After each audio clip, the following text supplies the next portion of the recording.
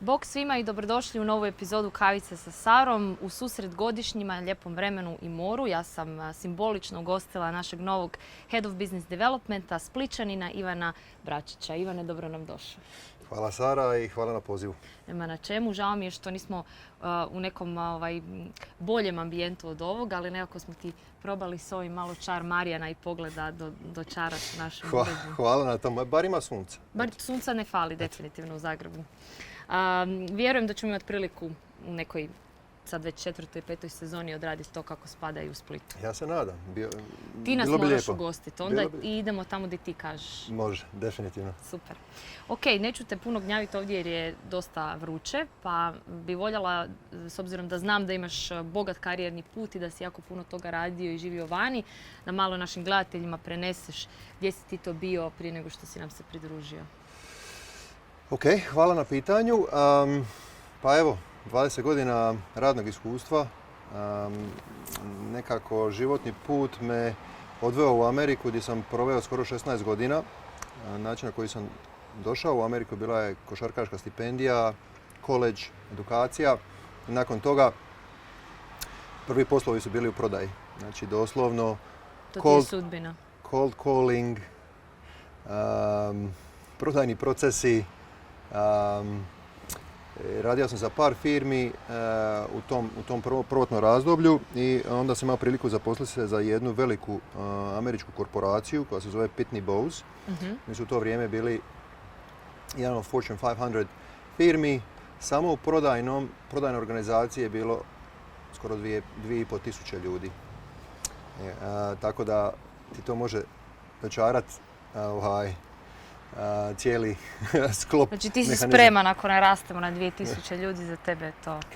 To mi je bilo 12 godina sam prvo u toj organizaciji, da. Tako da, ajmo reći da sam naučio te prve korake i u prodajne i tamo sam doslovno prve uspjehe prodajne ostvario. I fast forward, ja sam se uvijek nekako želio vratiti iz Amerike i nakon 16 godina konačno sam to i napravio. I onda sam imao priliku stvarno, imao sam sreću raditi za dva unikorna, Infobip i MessageBird, gdje sam masu stvari naučio. I nakon toga još jedan startup Include iz Solina, proizvodni, jako lijepa priča i nakon toga evo me u Q i nadam se da mogu prenijeti dosta tog iskustva na naš tim. Vjerujem da možeš i da minimalno 12 godina nešto stvaramo skupo. Ok, idemo onda na drugi set pitanja unutra da malo pobjegnemo od ovog sunca. Dobro, može. Može.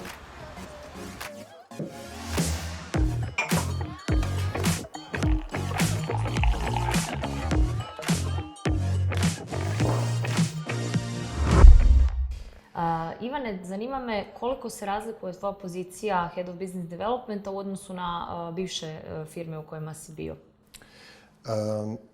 Pa za razliku od drugih firmi u kojoj sam radio, Q je u biti uglavnom service provider.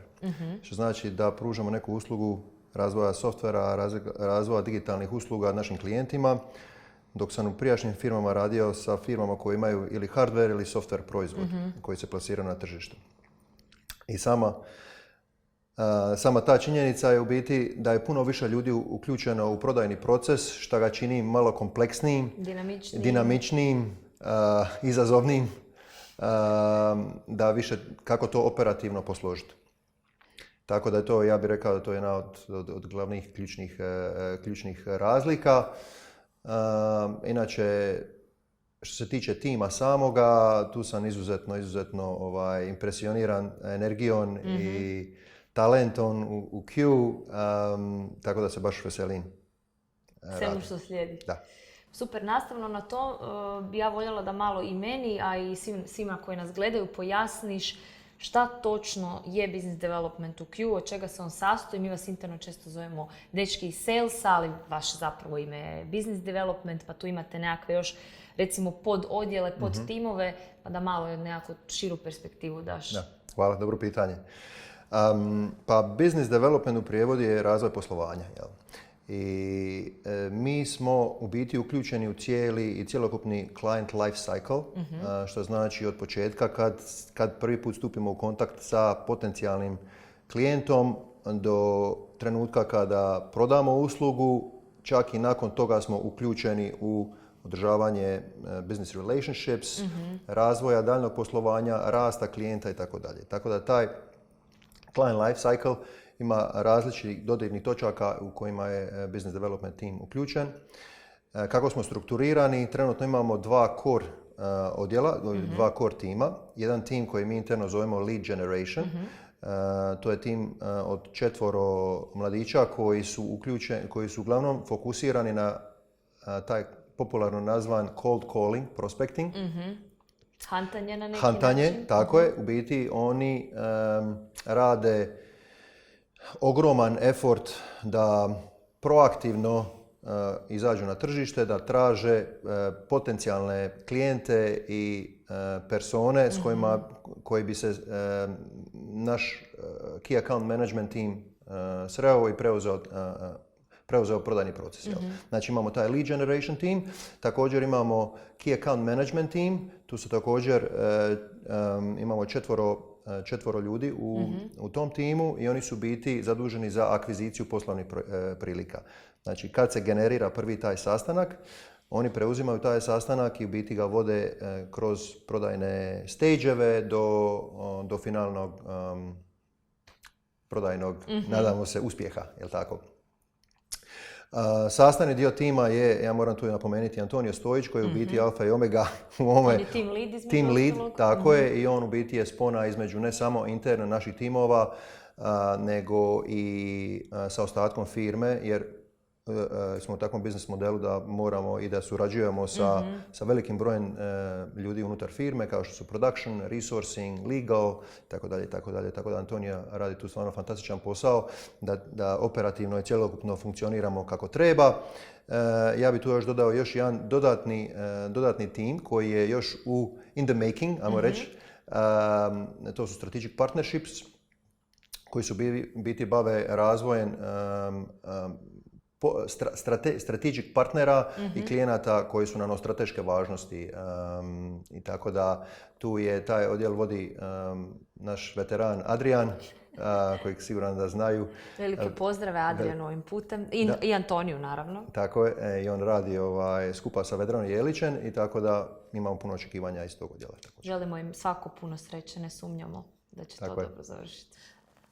Uvijek ima mjesta za napredak, tako ima i u vašem odjelu. Koje bi stvari ti volio kao relativno novi head poboljšati i unaprijediti? Pa evo, baš sam nedavno dosta radio i razmišljao o tome koji su prioriteti. Ima naravno puno prostora za napredak, ali identificirali smo tri stvari na kojima ćemo se fokusirati i koje ćemo raditi do kraja godine. Prvi je u biti poboljšanje operativne infrastrukture, protoka informacija i ta baza koja će nam pomoći u skelanju procesa i produktivnosti. Tu ide i implementacija CRM-a koja je već krenula, u tijeku je, it's ongoing, i tu stvarno ulažemo puno napora. Druga stvar je razvoj naših potencijala i naših timova interno. Oni trenutno, vidim stvarno puno energije, puno talenta i želim dodatno raditi i pomoći im da izgradimo njihove skill setove i način komunikacije i pristupa, to bude par excellence. Moj background, ja sam dosta vremena proveo u sales enablementu, što znači sales coachingu i mentoringu, tako da je to... Imaš iskustvo. Ima ne samo iskustvo, nego nekako mi je dio DNA.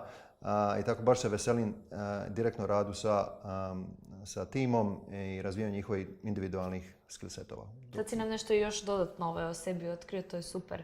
Svakako, ali nemojte zaboraviti da vam je tu na usluzi i People and Culture team. Ako ikako možemo pomoći sa svojim radionicama i nekim drugim stvarima. Okay. I treća stvar? Oprosti, ima još, dobro. Ima još jedna treća stvar, a to je Trenutno imamo, što sam spomenuo, lead gen team koji radi fantastičan posao generirajući taj cold prospecting i sastanke.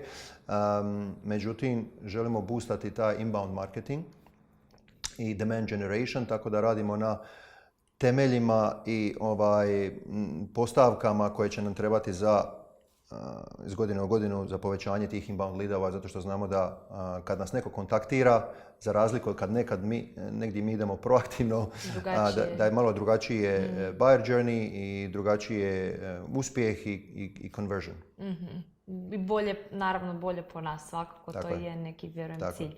Kad smo kod nekih ciljeva, koji su tvoji neki dugoročni ciljevi? Mi ovdje teško možemo pričati s obzirom na dinamiku poslovanja i generalno koliko se stvari mijenjaju brzo, o tome šta će biti za 5 do 10 godina, to ko živ ko mrtav. Tako je. Pa ja ću ovako dati neku realnu brojku. Šta ti očekuješ da ćemo napraviti? Koja je neka tvoja misija i vizija za naredne 3 godine? Pa, jako smo ambiciozni. Firma trenutno raste još uvijek eksponencijalno i dajemo sve od sebe da to se tako nastavi i kroz sljedeće 3 godine. Otvorili smo ured u Londonu i vidimo jako dobre rezultate za sada, pojačanu aktivnost na UK tržištu i u biti u principu želimo replicirati te best practices na ostalim key marketima na kojima poslujemo, kao što je Švicarska i US. Tako da To je sad nedavno i tvoj put u New York bio si? Da, tako je. Pokušavamo otvoriti snažnije i ući snažnije na američko tržište, što znači da u perspektivi bi voljeli da smo prisutni i lokalno u Sjedinjenim Američkim Državama, ne samo tamo nego i u Zirihu gdje imamo ambicije da otvorimo ured i da smo lokalno prisutni na tom tržištu. Sa Švicarcima zapravo već jako dugo radimo, pa možda imamo neko bolje temelje nego Amerika koja nam još recimo relativno novije, a i veće samo po sebi tržište. I Amerika ima puno potencijala. Mislim da smo tek zagrebali površinu koliko ima potencijala tamo i jednostavno razvijamo strategiju da budemo snažnije i da nastavimo eksponencijalni rasti na tom tržištu. A koliko ljudi je sad in-house u Londonu? Sad trenutno imamo 3 ljudi koji su lokalno, tu su Vedran, Michael i Jesse. Međutim, proaktivno radimo na širenju tog tima i jednostavno vidimo potrebu i demand za širenjem tima i jednostavno podrškom da nastavimo u tom smjeru. Super. Hvala ti na svim odgovorenim pitanjima. Kao što sam odmah na početku rekla, vjerujem da nekakav part 2 će biti u svom lijepom rodnom gradu. Evo, za sada ćemo se zadovoljiti sa Zagrebom, gdje uglavnom snimamo kavice. Vama, dragi gledatelji, hvala na gledanju. Želim vam ugodno toplo ljeto, da se lijepo odmorite i gledamo se ponovno na jesen. Hvala svima na pažnji.